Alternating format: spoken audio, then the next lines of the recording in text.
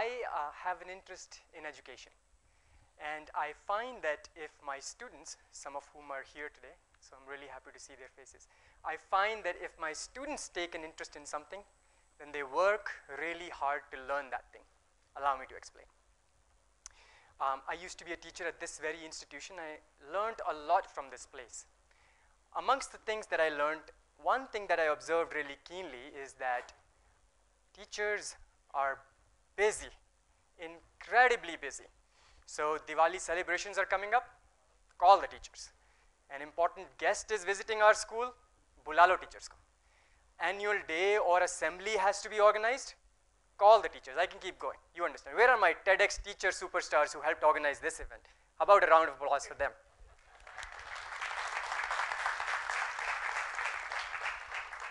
So you know what I'm saying, as Javed Akhtar Saab said. Teachers are busy. And what happens when teachers are so incredibly busy in non-teaching related tasks is that there is very little time left for planning. In my observation, there was about 30 minutes to plan for a week's worth of instruction. That's about 30 minutes on a Saturday for 3 hours of classroom teaching time. Clearly, that is not enough.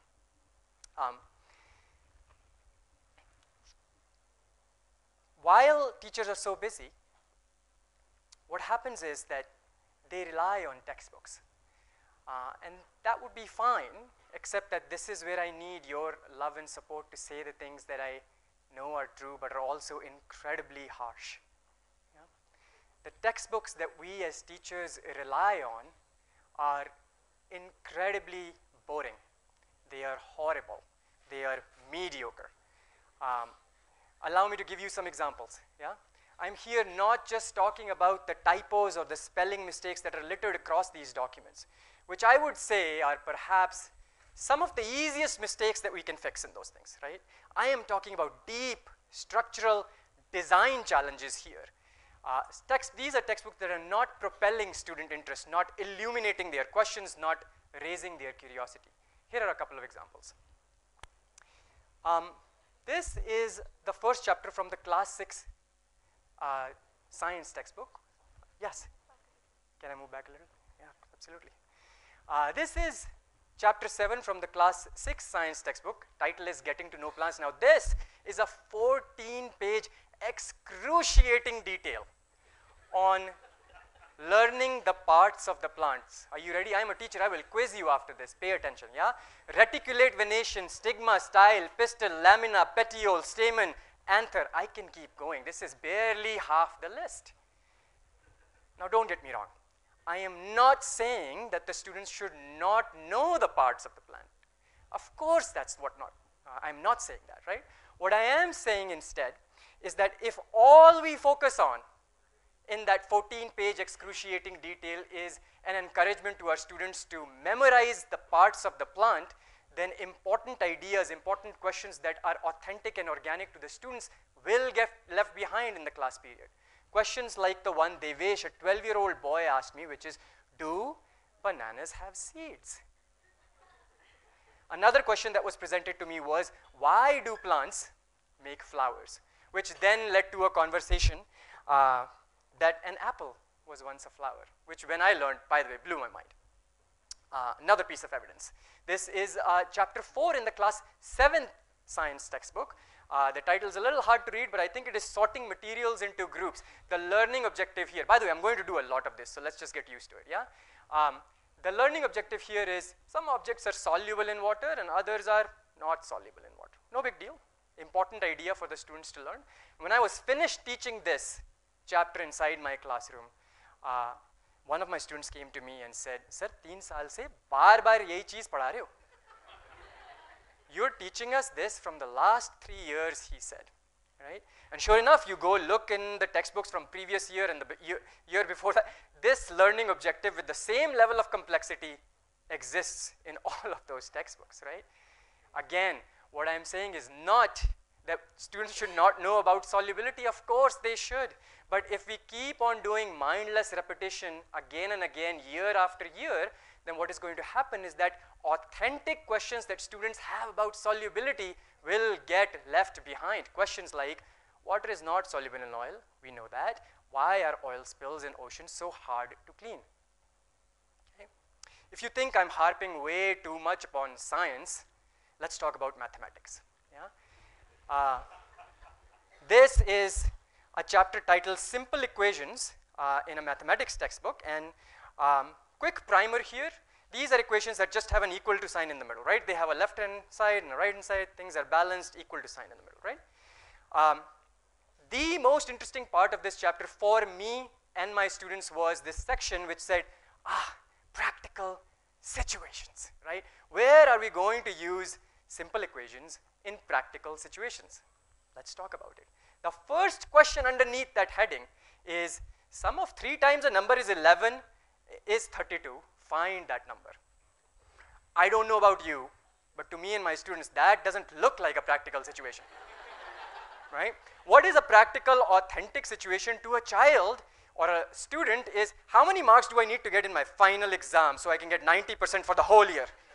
That's an organic calculation my kids do all the time. So you take that word problem, which is authentic and organic and interesting, dare I say, and convert that to math, which is what this thing is prescribing, and you get an answer to it, right? What this is it's the middle. The context for this math is missing. This is like going to a Hindi movie made by Ahlcon and starting at intermission. That is not interesting. It's at best frustrating. All right, let's keep going. I'm not done here. This last piece of evidence that I will present to you is from a social studies textbook, right? But you can find it pervasive throughout all textbooks, all subjects. I stake my reputation on it, right? What this is just an exercise section at the end of every chapter, the assessment that we present our students. And for the sake of clarity, what I'll do is, in continuity, I'll just go back to the Getting to Know Plants chapter, where you will find questions that are mostly multiple choice in nature, which are encouraging the student to remember what we had previously taught them in the chapter. Questions like, what plant leaves have reticulate venation, right? You know, you can tell a lot about what the learning objective of the textbook was just by looking at the assessment, all right? This assessment is not propelling student curiosity. This assessment is not propelling student interest. This assessment is not addressing their authentic questions. What this is doing is a very clean and simple message. This is delivering a clean and simple message, rather, I should say, that, hey, listen, your formative and summative assessments are coming. We know that. You know this, right? Make sure you know the answers to these questions. And if you do, we are okay. All right? You know that famous villain that we all love to criticize in the education circles called rote learning, right? Hindi mein bolte hain ratta marna kiसी चीज का. Where is it coming from? It's coming from the assessment sections at the end of each one of these chapters, right? All right. So I hope I've given you a little window into the lives of students and teachers and their relationship with the textbooks, and how some of these textbooks are just, well, I mean, the soft euphemism for it is they're not good, but I'll stand here and tell you the truth today. They're horrible. They're somewhere in between mediocre and boring.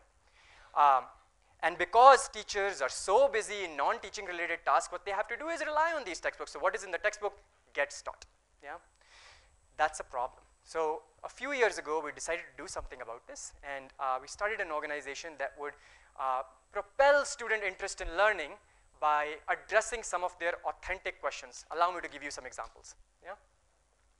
This is a chapter in the class 7 maths textbook, which is called Comparing Quantities. The main idea here, however, is ratios, right? One way I would argue to make ratios interesting to our students is to show them a conversation with Shankarji, right? Shankarji lives in a village in Rajasthan, and if you ask people in the know, they will tell you that he is the man who is pivotal behind the passage of the Right to Information Act in our country. So when I went and spoke to him and recorded that conversation on camera, he basically connected for me ratios and corruption. I didn't understand, so I asked him to explain it to me, and he said, देखो बेटा, जब आप building बनाते हो, तो building में ईंटों के बीच में सीमेंट का और रेते का मिक्सचर लगता है, right? So there is a mixture of cement and sand that we use to build the mortar, which is 1 part cement, 8 parts sand.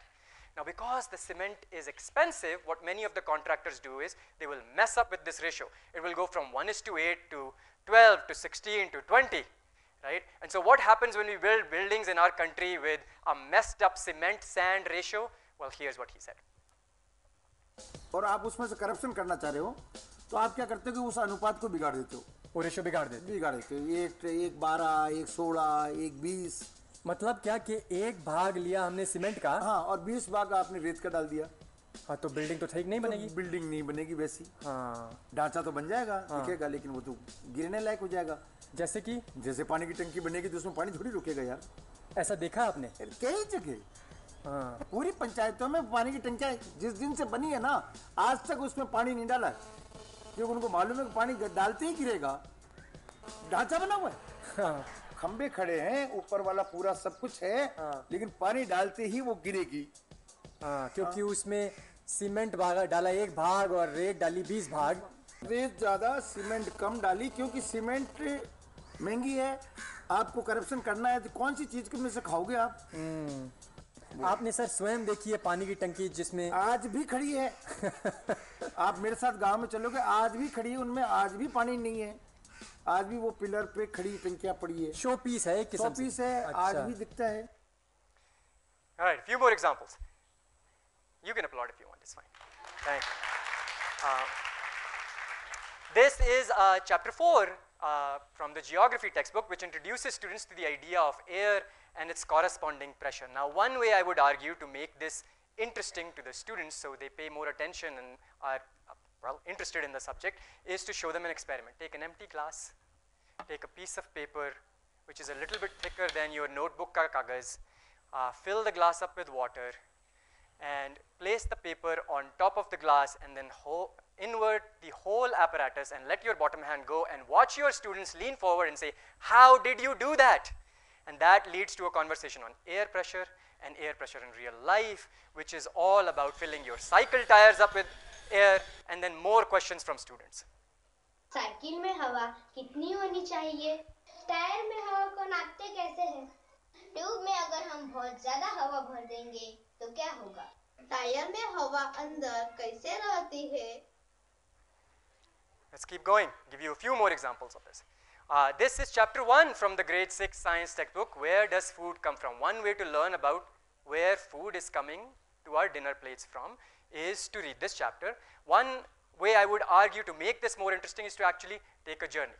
Take a journey from your local fruit and vegetable seller to go to then the local sabji mandi, and then from there to go all the way to the farm and talk to an actual farmer who's been living this chapter for 30 years. जो बूझना हो सो बताऊंगा।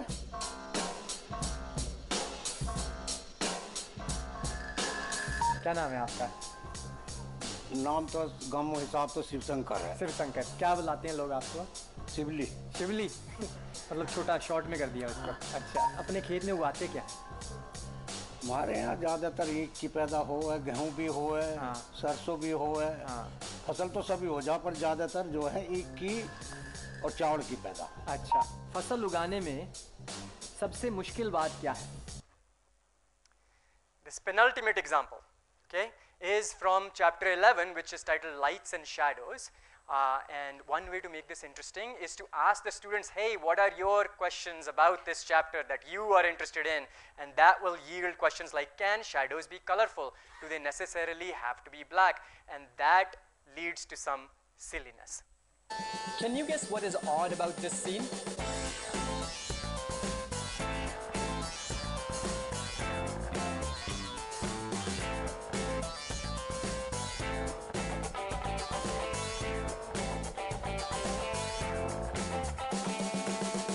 Well, other than my crazy dancing, you may have noticed that the shadow is not black, but instead it's colorful. What's going on here? All right, I'll leave you with one last example, right, which is from chapter 11 of the science textbook, which is all about liver and kidney. One way I would argue to propel student interest in that particular topic is to use things they already find interesting, things like TV advertisements, jingles, and poems. So this is a 1-minute long video. I'll play it in its entirety. इस कहानी में एक villain है जिसने शोर बहुत ज़्यादा मचाया है। नाम इसका अमोनिया और हाईवे NH3 पर इसने अपना झंडा फहराया है। कहानी की शुरुआत होती है खाने से और बदन की बदबू दूर होती है फॉग के लगाने से। प्रोटीन युक्त मज़ेदार दाल हमने खाई, उससे खूब एनर्जी पाई, साथ में मसल भी बनाई। लेकिन प्रोटीन का एक बाय प्रोडक्ट अमोनिया होता है, जिसकी बॉडी में ये बहुत ज़्यादा हो जाए वो जान को हाथ से धोता है। हमें चाहिए एक हीरो, इरादे हमारे बहुत ही सच्चे हैं, जो इस हीरो के कपड़े गंदे हो जाएं तो ये बोले कि दाग अच्छे हैं। एक नहीं, हीरो तो अपने दो हैं, फिल्म शोले के जय और वीरू से यो हैं। ये पास हों तो किसी को ना हो कोई फियर, क्योंकि इन दोनों को ही मिला है स्टूडेंट ऑफ द ईयर। अपने पहले हीरो का नाम है लिवर। देख के इसको अमोनिया करता है शिवर। लिवर अमोनिया को यूरिया में तब्दील करता है। दिन रात हमारे लिए काम करें तभी लिवर का जी भरता है। लेकिन यूरिया भी हमारी बॉडी के लिए नुकसानदायक है।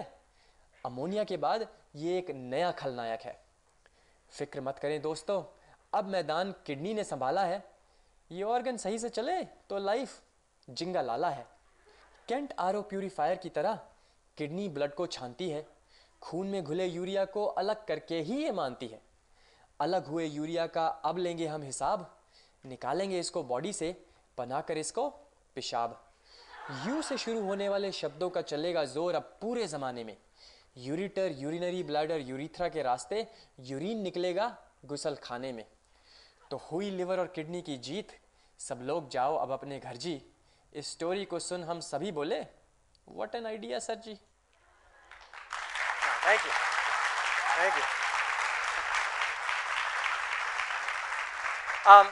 So I hope I've given you a little window into the lives of students and teachers as they interact with the textbooks, which are horrible, let me say it again, and an attempt to do something about that situation where we can perhaps propel student interest in learning. We are not the only ones on this journey, however. There are other people who are fellow travelers on this journey with us, and I want to introduce their work to you also. But before I do, I also want to do a quick reflection on the work that we've been doing for the past few years. If there were a scale with meek on one end and bold on the other end, meek and bold educational interventions that propel student interest, that surface their authentic organic questions, I'd say that the work that we have done is somewhere to the middle of the left. That begs the question, what is to the right? What is a bold educational intervention that propels student interest? And the answer to that question is embedded in another question, which is what is good pedagogy? What is good teaching and learning? Now, this is the part of the presentation which, when I was rehearsing yesterday evening in front of my mother, even though she loves me, she had to stifle a yawn. So it gets a little dense. Stay with me. I will walk you through it. Ready? Okay. What is good pedagogy? What is good teaching and learning? There are many answers available, from Freire's problem-posing model to Seymour Pappert's constructionism to Mitch Rusnick's 4 P's of learning. These are convoluted phrases, I understand, but here's the good news. The good news is there is a lot in common between these 3 theories of learning. So knowing something about any one of them is going to go a long way in learning something about all of them. Today we are only going to focus on Mitch Rusnick's 4 P's of learning. In fact, we're only going to focus on 2 of those P's, which are projects and passion. All Mitch is trying to say, all he's trying to say is let students make projects and things they are passionate about. Let me give you an example. If we were to teach variables to our students, many of which are sitting here, how do we teach them variables in a traditional classroom? Well, we teach it to them when it appears in the textbook and we deliver that information to them. That's one way that we are doing it right now. I contend that's boring, that's not interesting to the child. The other way Mitch is suggesting is that you let students make projects and things they are passionate about. So say a student is passionate about making video games, let's say. So you give her the opportunity to make those video games, and very soon while she's making those games, she's going to come across the idea of adding either a timer or a score to that video game, and the teacher or the facilitator can then introduce the idea of variables to the student at that point. Let students make projects in things they are passionate about. There are already schools all over the world who are doing this. There is a school, I'm going to skip this because I'm short on time, but the schools that are doing this are, well, the one that I visited was in Ahmedabad Riverside School, where students are making projects and things that they're interested in. And there's another school called DSIL in Bangkok, Thailand, where they reserve as much as 50% of the student time, 50%, to let them make projects in things that they're passionate about. Now, if what I have said to you today is even somewhat convincing, and you want to try out this idea, I know 50% of the student's time from his or her timetable is going to be an almost impossible task. So I will leave you with an actionable idea if you choose to implement it, right? Take 4 class periods. You can't do 4, take 2. Take 2 consecutive class periods on a Friday before the lunch break and let students make projects that they are passionate about. And because reporting is important in our school system, add a line item in the report card and communicate to the parents how the students are doing during that time through some rubric-based analysis. So in the end, I will say what I started with. I have an interest in education. I find that if my students take an interest in something, they work really hard to learn it. Over the past several years, we've tried to design content that propels student interest, that illuminates their authentic questions. But if I'm being truly reflective about how to make education interesting, perhaps the best question we can ask is, what are the students already interested in? I invite you to do the same. Thank you.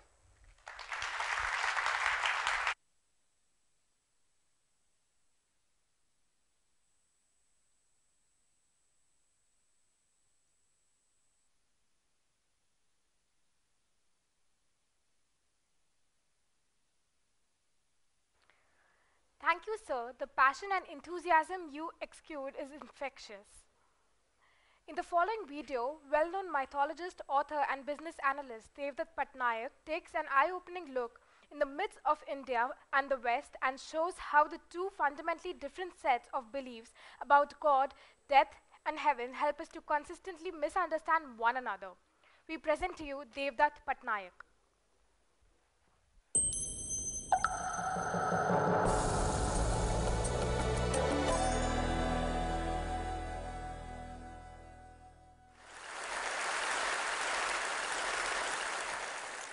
To understand the business of mythology and what a chief belief officer is supposed to do, you have to hear a story of Ganesha, the elephant-headed god who is the scribe of storytellers, and his brother, the athletic warlord of the gods, Kartikeya. The two brothers one day decided to go on a race 3 times around the world. Kartikeya leapt on his peacock and flew around the continents and the mountains and the oceans. He went around once, he went around twice, he went around thrice. But his brother, Ganesha, simply walked around his parents once, twice, thrice and said, I won. How come? Said Kartikeya.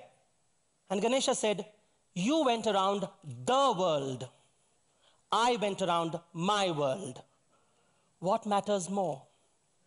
If you understand the difference between the world and my world, you understand the difference between logos and mythos. The world is objective, logical, universal, factual, scientific. My world is subjective. It's emotional. It's personal, it's perceptions, thoughts, feelings, dreams. It is the belief system that we carry. It's the myth that we live in. The world tells us how the world functions, how the sun rises, how we are born. My world tells us why the sun rises, why were we born. Every culture is trying to understand itself. Why do we exist? And every culture comes up with its own understanding of life, its own customized version of mythology. Culture is a reaction to nature. And this understanding of our ancestors is transmitted generation from generation in the form of stories, symbols, and rituals, which are always indifferent to rationality. And so when you study it, you realize that different people of the world have a different understanding of the world. Different people see things differently, different viewpoints. There is my world and there is your world. And my world is always better than your world. Because my world, you see, is rational, and yours is superstition. Yours is faith. Yours is illogical. This is the root of the clash of civilizations. It took place once in 326 BC, on the banks of a river called the Indus, now in Pakistan. This river lends itself to India's name, India, Indus. Alexander, a young Macedonian, met there what he called a gymnosophist, which means the naked wise man. We don't know who he was.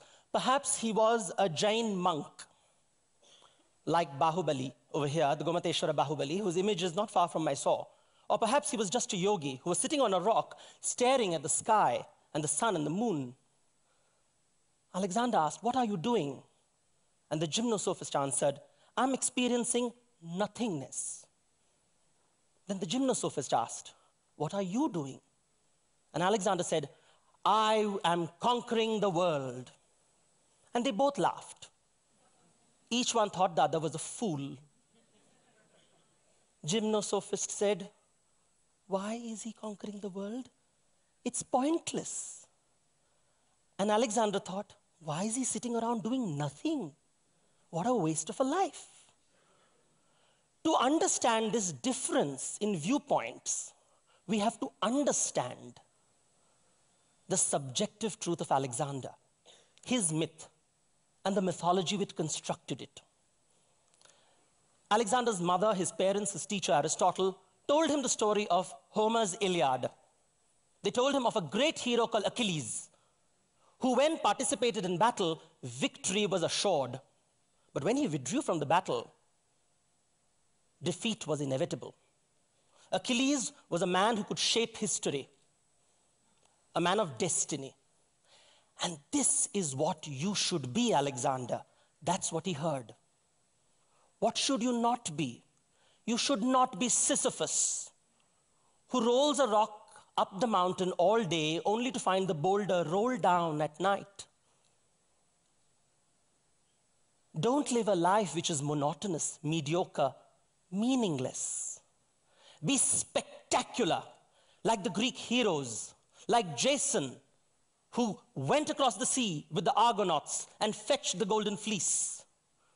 Be spectacular, like Theseus, who entered the labyrinth and killed the bull-headed Minotaur. When you play in a race, win. Because when you win, the exhilaration of victory is the closest you will come to the ambrosia of the gods. Because you see, the Greeks believed you live only once. And when you die, you have to cross the river Styx. And if you have lived an extraordinary life, you will be welcomed to Elysium, or what the French call Champs-Élysées. The heaven of the heroes. But these are not the stories that the gymnosophist heard. He heard a very different story. He heard of a man called Bharat, after whom India is called Bharata. Bharat also conquered the world. And then he went to the topmost peak of the greatest mountain in the center of the world called Meru. And he wanted to hoist his flag to say, "I was here first." But when he reached the mountain peak, he found the peak covered with countless flags of world conquerors before him, each one claiming, "I was here first." That's what I thought until I came here. And suddenly, in this canvas of infinity, Bharat felt insignificant. This was the mythology of the gymnosophist. You see, he had heroes like Ram, Raghupati Ram, and Krishna, Govinda, Hari. But they were not two characters on two different adventures. They were two lifetimes of the same hero. When Ramayana ends, the Mahabharata begins. When Ram dies, Krishna is born. When Krishna dies, eventually he will be back as Ram. You see, the Indians also had a river which separates the land of the living from the land of the dead. But you don't cross it once. You go to and fro endlessly. It was called the Vaitarni. You go again and again and again. Because you see, nothing lasts forever in India, not even death. And so you have these grand rituals where great images of mother goddesses are built and worshipped for 10 days. And what do you do at the end of 10 days? You dunk it in the river. Because it has to end. And next year, she will come back. What goes around always comes around. And this rule applies not just to man, but also the gods. You see, the gods have to come back again and again and again as Ram, as Krishna. Not only do they live infinite lives, but the same life is lived infinite times till you get the point of it all. Groundhog's Day.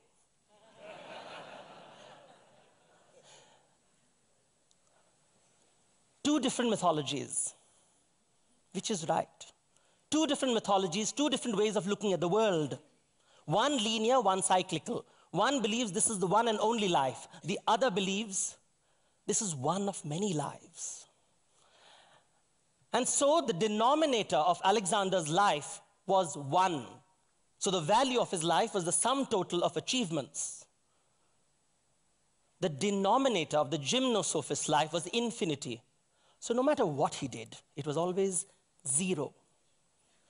And I believe it is this mythological paradigm that inspired Indian mathematicians to discover the number zero. Who knows? And that brings us to the mythology of business.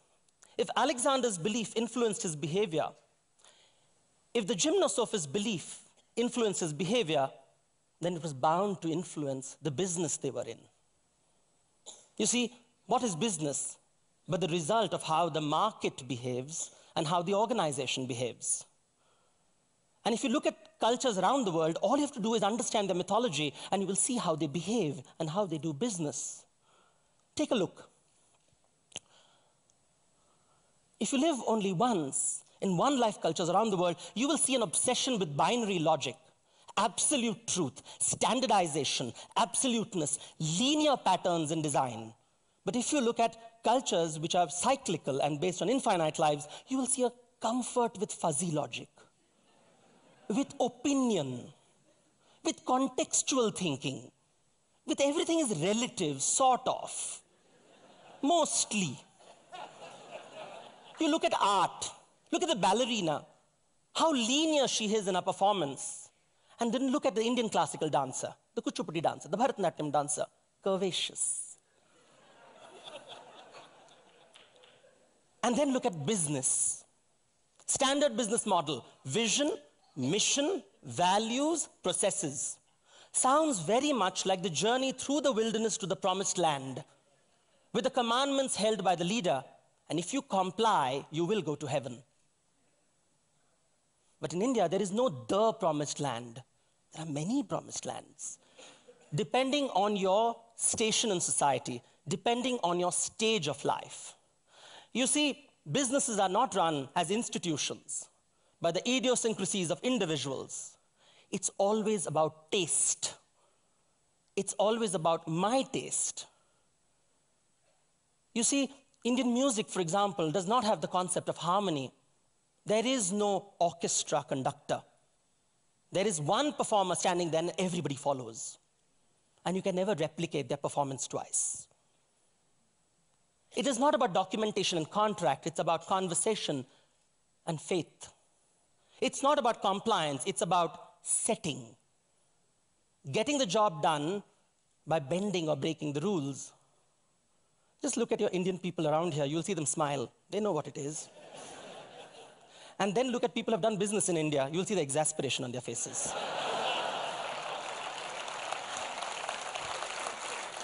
You see, this is what India is today. The ground reality is based on a cyclical worldview. So it's rapidly changing, highly diverse, chaotic, ambiguous, unpredictable. And people are okay with it. And then globalization is taking place. The demands of modern institutional thinking is coming in, which is rooted in one life culture.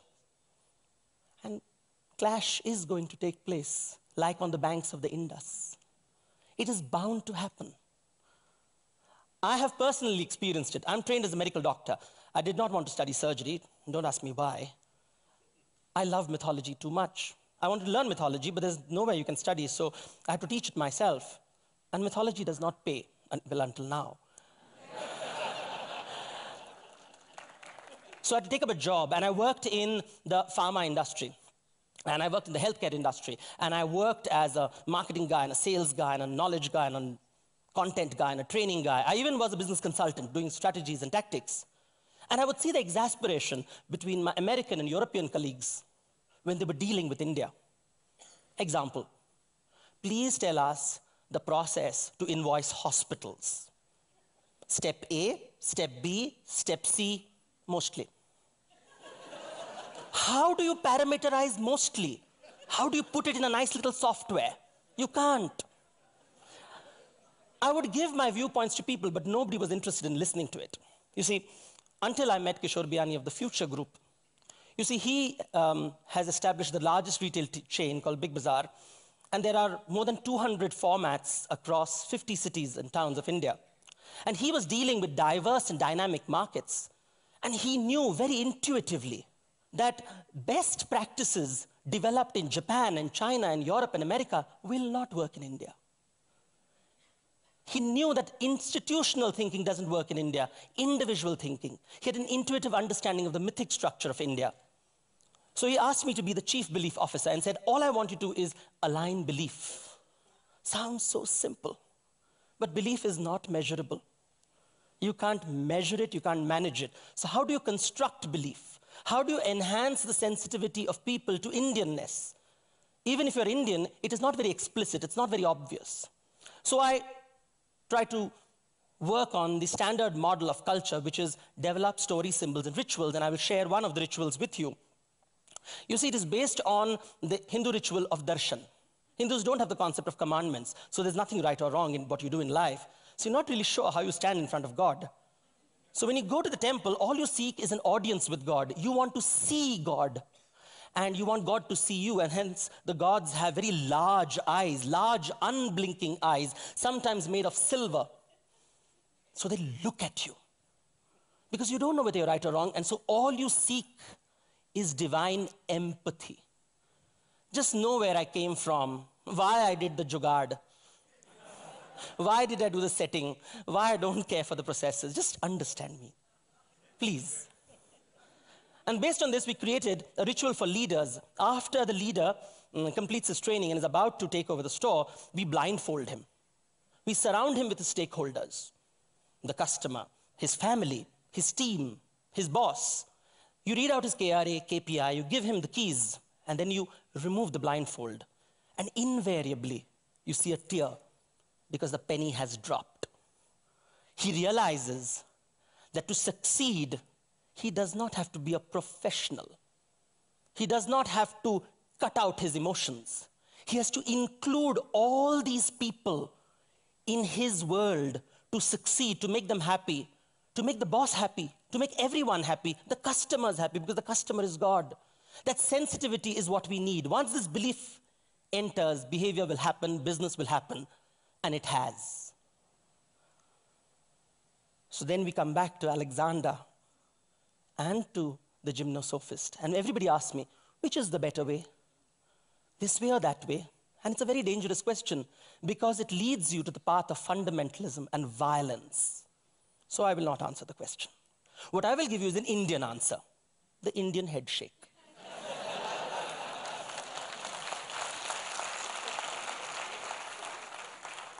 Depending on the context, depending on the outcome, choose your paradigm. You see, because both the paradigms are human constructions. They're cultural creations, not natural phenomena. And so the next time you meet someone, a stranger, one request. Understand that you live in the subjective truth, and so does he. Understand it. And when you understand it, you will discover something spectacular. You will discover that within infinite myths lies the eternal truth. Who sees it all? Varuna has but 1,000 eyes, Indra 100, you and I, only 2. Thank you. Namaskar.